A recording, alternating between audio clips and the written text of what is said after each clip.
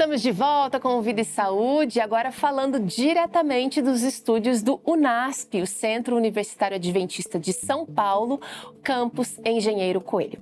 Aqui você encontra diversos cursos de graduação e especializações e se você quer saber mais informações, acessa lá unasp.br.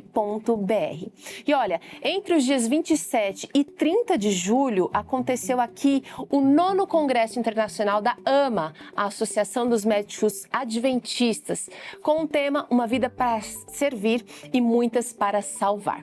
Para você conhecer mais do trabalho dos médicos membros da AMA, acesse médicosadventistas.org.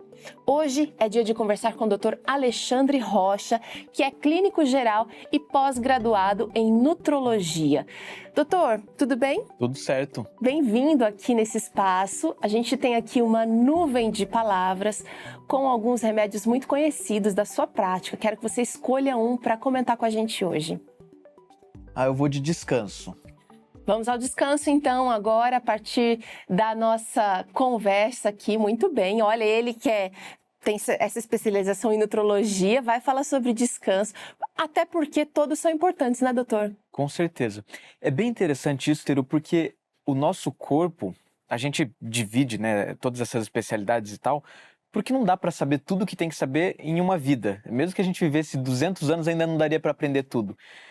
Mas tudo funciona junto, uma coisa depende da outra.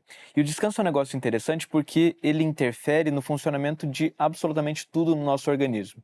Então tem tudo a ver com vida, né? Na verdade a gente especializa numa área, na verdade a nutrologia, a nutrologia e o que eu exerço principalmente, né, como clínica ou medicina de família, que eu também atuo, elas são generalidades. Eu falo brincando que não é especialidade, é uma generalidade. Então a gente aborda bastante coisa, né? Abrange pessoas. Doutor, na pandemia, eu acho que esse remédio que você escolheu, o descanso, ele ficou bastante destacado, bastante em evidência, porque a gente viu vários estudos que já tinham sido realizados sobre uma nova perspectiva e a gente viu muita coisa sendo pesquisada quanto ao descanso por conta da nossa imunidade e a resposta que as pessoas que usavam descanso tinham comparada com aquelas pessoas que não descansavam adequadamente.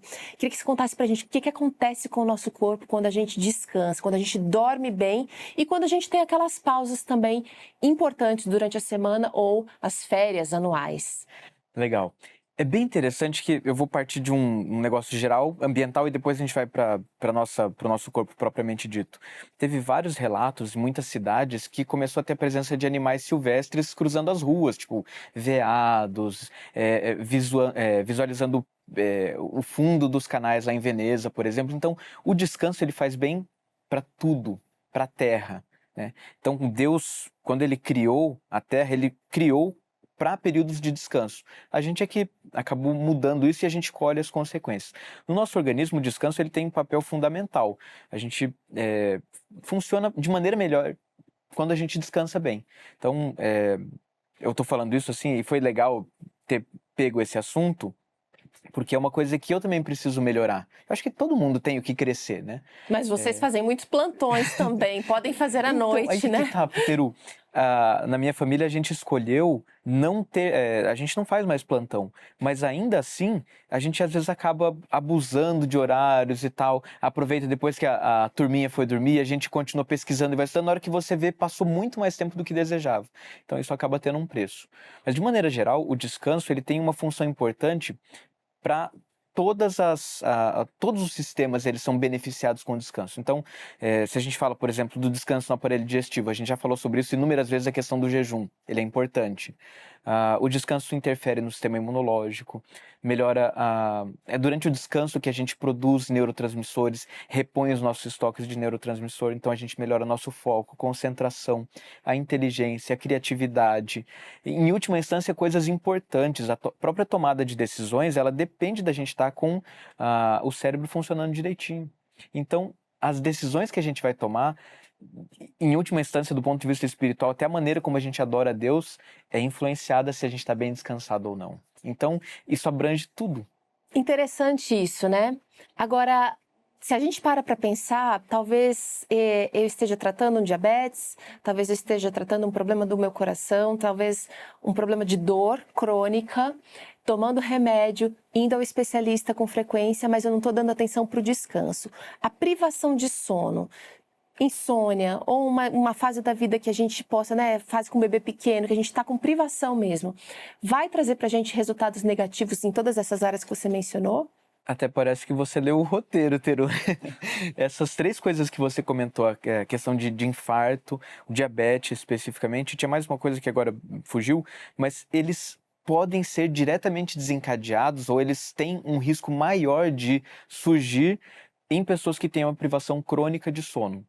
Então, pessoas que habitualmente, seja por uma questão de trabalho, seja por hábito de vida mesmo, Não dormem abusam bem. da questão do descanso, não dormem bem, elas têm um risco maior de desenvolver essas doenças, especificamente essas que são mais bem estudadas. Mas outras coisas também interferem. A própria questão de ansiedade, ela pode ser desencadeada ou pode estar relacionada à privação de sono. A depressão é uma doença que depende de neurotransmissores e a falta de sono, de repouso adequado, interfere. E a gente está falando de repouso no âmbito diário, que seria o sono, mas a gente poderia falar do repouso num âmbito menor, por exemplo, no horário de trabalho. Às vezes fazer pequenas pausas de 2, 5 minutinhos, levanta, vai tomar uma água, sai, dá uma volta, não fica tanto tempo sentado, isso tem um impacto benéfico no nosso organismo também. Se a gente fala do repouso num âmbito semanal, por exemplo, que é o plano de Deus para nós, isso tem vários estudos que demonstram essa questão.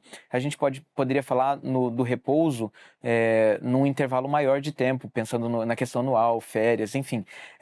O repouso ele tem um papel importante e muitas vezes ele é negligenciado. Às vezes as pessoas, pensando em performance, acabam sacrificando o repouso, que seria um instrumento para melhorar a performance delas. Percebe? É uma armadilha, né? Falando em performance, então vamos pedir para o doutor Alexandre contar para a gente o que a gente pode fazer para ter uma performance de sono melhor, uma rotina, dicas de ouro, doutor. O repouso, ele depende do nosso corpo estar preparado para aquilo. Então, a própria invenção da eletricidade, a descoberta da eletricidade, a luz elétrica, é uma coisa que mudou os nossos hábitos. Tem alguns estudos até contestando isso, questionando se a gente realmente dormia mais há 200, 300 anos atrás, mas de maneira geral, o que a gente observa é que não é só a presença de dispositivos eletrônicos, mas o tipo de luz interfere na nossa produção de melatonina, por exemplo, a coloração de luz, por isso que muitos aparelhos mudam a cor da tela depois do horário que já está à noite. Mas, de maneira geral, se a gente reduz o número a iluminação, a quantidade de luz em casa, o número de lâmpadas acesas, coloca um horário para telas em geral, televisão, celular, tablet, computador, enfim. A gente já O começa a ideal fazer uma seria coisa... o quê? Desligar 2 horas antes? Uma hora antes de ir para a cama? O ideal seria que a gente limitasse isso às horas do dia. Tá. Depois que fica a noite, a gente não deveria fazer mais isso. Mas a gente vive num mundo real. Eu acho que a gente precisa adaptar, cada um reconhecer dentro da sua necessidade, da sua possibilidade, o que dá para fazer. Tem algumas coisas, por exemplo, que são estimulantes, mas que não são telas, por exemplo, que não tem a ver com luz, mas que seriam, por exemplo, alimentos. E tem gente que se tomar determinadas bebidas ou determinados alimentos depois de certo horário não consegue dormir. Tipo? Os estimulantes em geral. Café e chocolate de maneira mais clássica. A gente poderia citar também os derivados do mate e todas as preparações a partir de Camellia sinensis, que é o chá verde, chá preto, chá branco, todos eles são chá vermelho, eles são da mesma planta, são preparações diferentes. Se eu tomo isso de manhã, pode influenciar na minha noite de sono, doutor? De maneira geral, o entendimento é que não, mas isso interfere no funcionamento do nosso corpo em geral. Lá na clínica onde eu trabalho, lá no Retiro, a gente recebe muitas pessoas que começam às vezes a ter dor de cabeça no processo de desintoxicação e falar, provavelmente é relacionado ao café. Tá. Puxa, mas eu tomo café só de manhã, eu só um pouquinho, eu não fico tomando ao longo do dia. Mas mesmo esse hábito, ele criou uma certa dependência e quando eu retiro aquele estimulante, a pessoa tem os sintomas dessa dependência. Então, assim, respondendo de maneira empírica, sim, interfere. São dicas que a gente com certeza consegue adaptar, mudar, pela graça de Deus e também com a ajuda de especialistas como o doutor Alexandre. Quero te agradecer aqui mais uma vez, doutor. É uma alegria estar aqui junto com vocês, compartilhando conhecimento, e é muito bom mesmo. É bom ensinar e aprender junto, né? A gente precisa estudar e repensar os nossos hábitos quando a gente está falando sobre isso também. Se você quiser conhecer mais sobre o Dr. Alexandre e o seu trabalho, acessa lá a Clínica Retiro da Saúde, @Retiro da Saúde no Instagram, e você vai ter acesso a um conteúdo precioso. Doutor, obrigada mais uma vez. Se você é de casa, até a próxima semana com mais uma entrevista aqui diretamente dos estúdios do UNASP Campus Engenheiro Coelho. Muito bom esse momento com a AMA. Bom, agora tá na hora do nosso boletim de saúde. Flávia Souza, você tá bem? Tô bem, já tô por aqui para trazer os destaques dessa semana, Teru. Vamos aproveitar então esse momento, fique atento.